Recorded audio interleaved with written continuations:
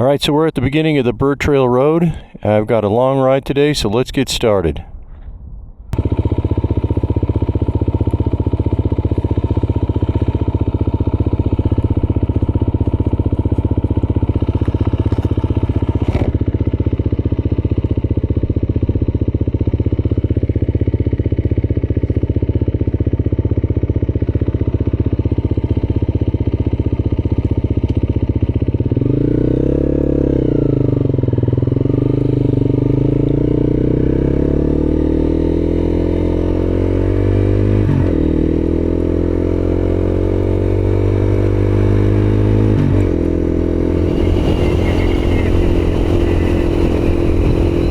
So the plan for today is to drive to the Bullfrog campground, which is considered primitive camping. I brought everything I need, my tent, sleeping bag, food, supplies, all that stuff, so it should be no problem. But it's about, it's about 80 miles to the campground itself, and then other riding I'm going to do in between there is going to make it about 120, 130 miles.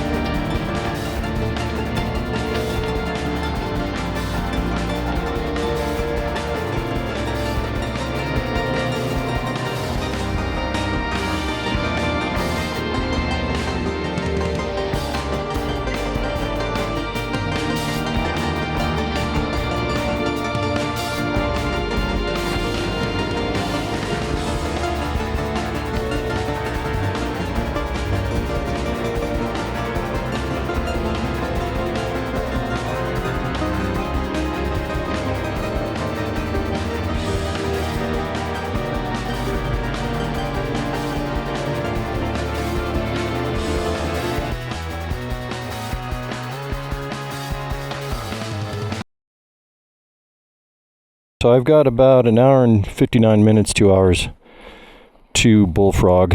So I am going to get going here. This is such a beautiful view.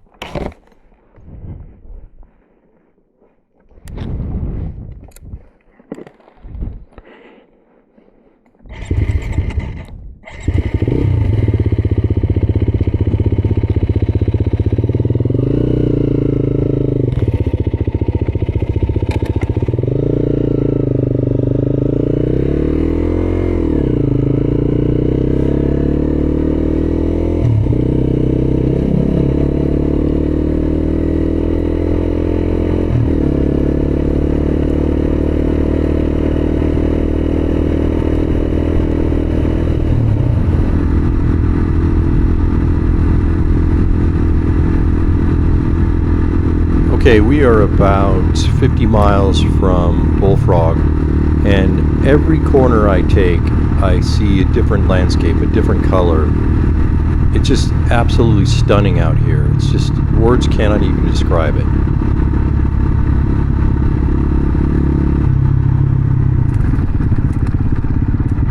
I see a place up ahead that I'm going to pull out in. It looks like some really interesting rock formations.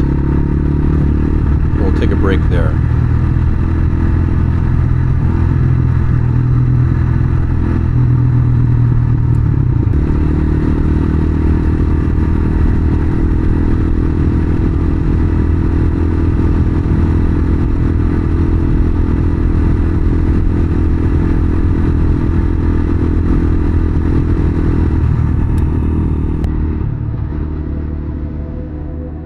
The Burr Trail and the surrounding area have significance to American Indian tribes like the Fremont, Anasazi, Paiute, and Navajo peoples. The Burr Trail passes through ancestral lands of several Native American groups. These tribes historically used the region for hunting, gathering, and as part of trade or travel routes. The Fremont and Anasazi, who lived in the area centuries ago, left behind petroglyphs, pictographs, and ancient dwellings that can still be seen in areas near the trail. Many rock formations, springs, and canyons along the Burr Trail hold spiritual significance to local tribes. These places are sometimes part of oral histories or ceremonial practices. Tribes like the Southern Paiute and Navajo have deep cultural ties to the land, viewing it as part of their cosmology and identity, not just as a physical landscape. There are archaeological sites scattered throughout the region surrounding the Burr Trail. Some include cliff dwellings, granaries, and petroglyph panels, which are protected under federal law, but also hold ongoing cultural importance to modern Native communities. Active from about approximately 300 to 1300 AD, the Fremont people left behind distinctive rock art panels. These panels, featuring anamorphic figures and symbols, offer insights into their daily lives and spiritual beliefs.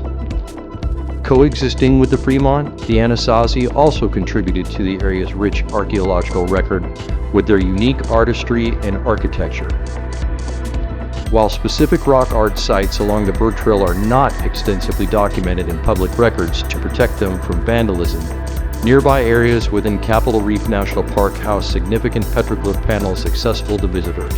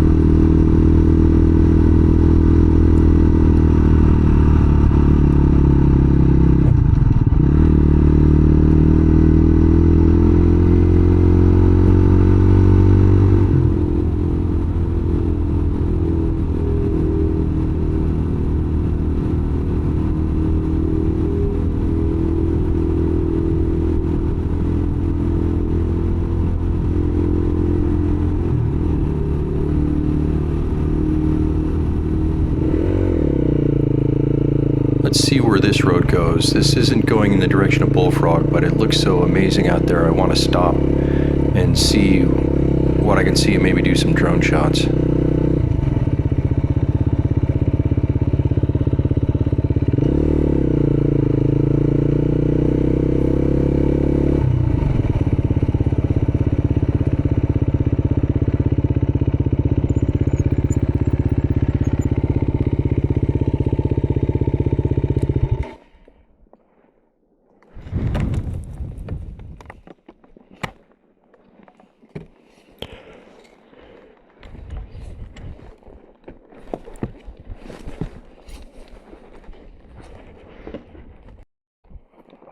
Wow, this is such an amazing view.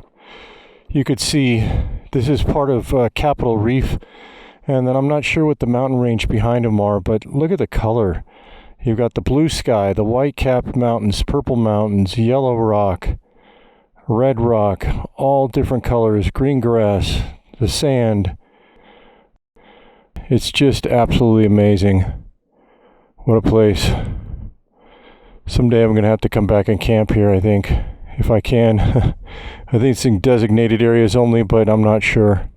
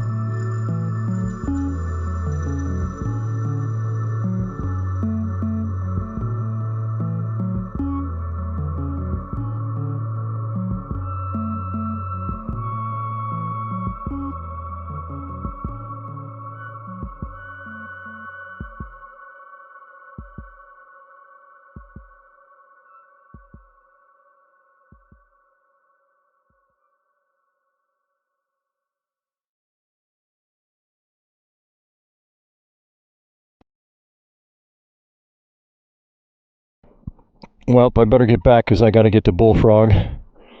But wow, what an amazing view in all different directions, and so quiet. Not a single person here.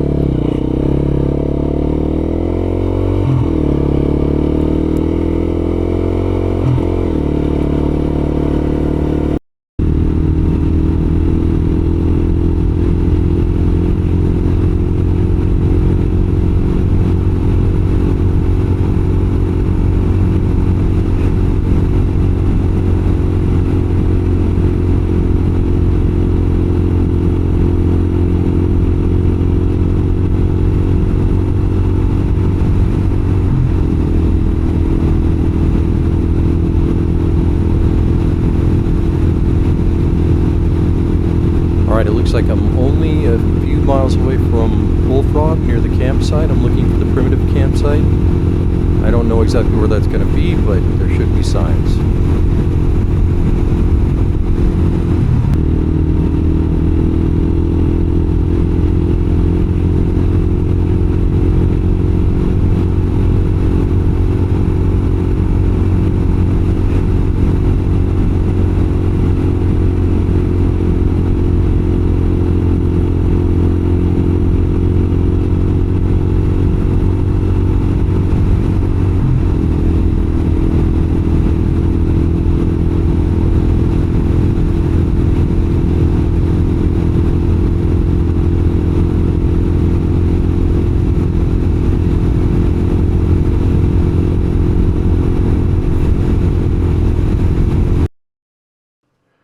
Alright, so my helmet cam died, so I am, the last part of video I thought I was recording, I wasn't recording. So I made it to a convenience store and bought some wood, and you could see my beautiful paved campsite, not remote. The remote or primitive campsite area was closed, so I had to settle on this. Not exactly what I wanted, but still not very many people around me, so that's very nice. The first thing I want to do after I get my wood situated is set up my Helinox chair. This chair is awesome. It is easy to set up, super lightweight, and great for motorcycle camping. And then after that, I'll set up my tent.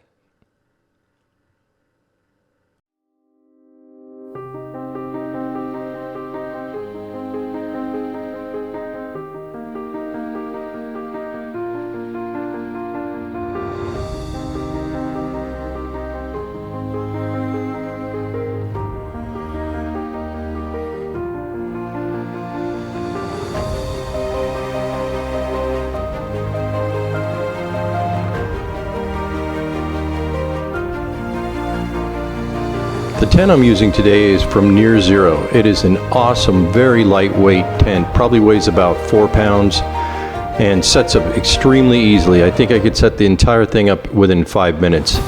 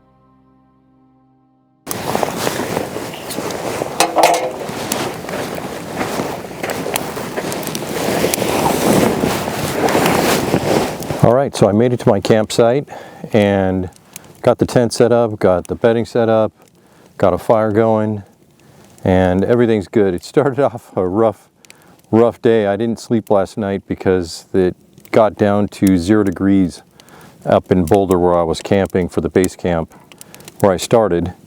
And I tossed and turned all night, froze all night, and I'm very glad today is a very nice night, very warm, and it looks like it's going to be really good.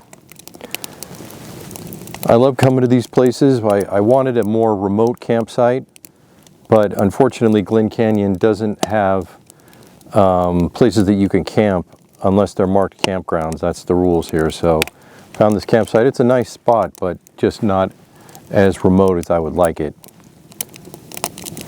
I love coming to places, especially places without a lot of people, because there's not a lot of places in the U.S. where there aren't people already, or campers, or trailers, or boats. And I want to see those places before they're gone.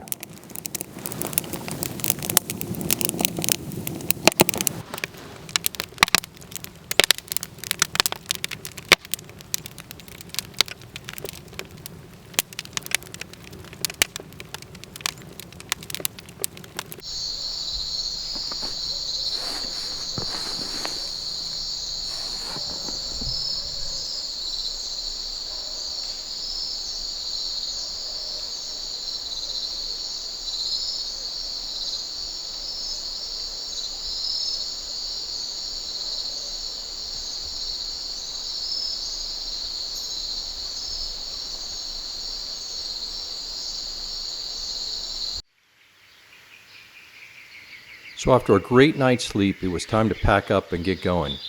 I wanted to get an early start with my ride all the way back to the Deer Creek campground where I started from. And one thing that's nice about riding the opposite direction is that you see things that you missed going the other direction. You'll see what I mean.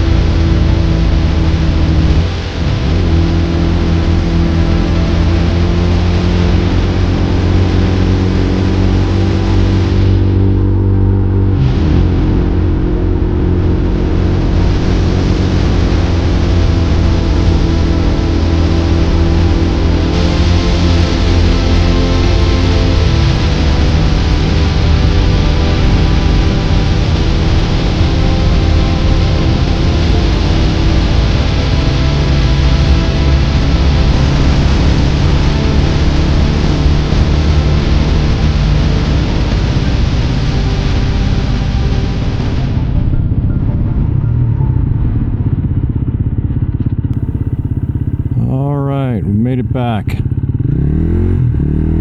Thanks for watching my video. If you liked it, please give it a thumbs up. And don't forget to hit the subscribe button to see more of my motorcycle adventure videos.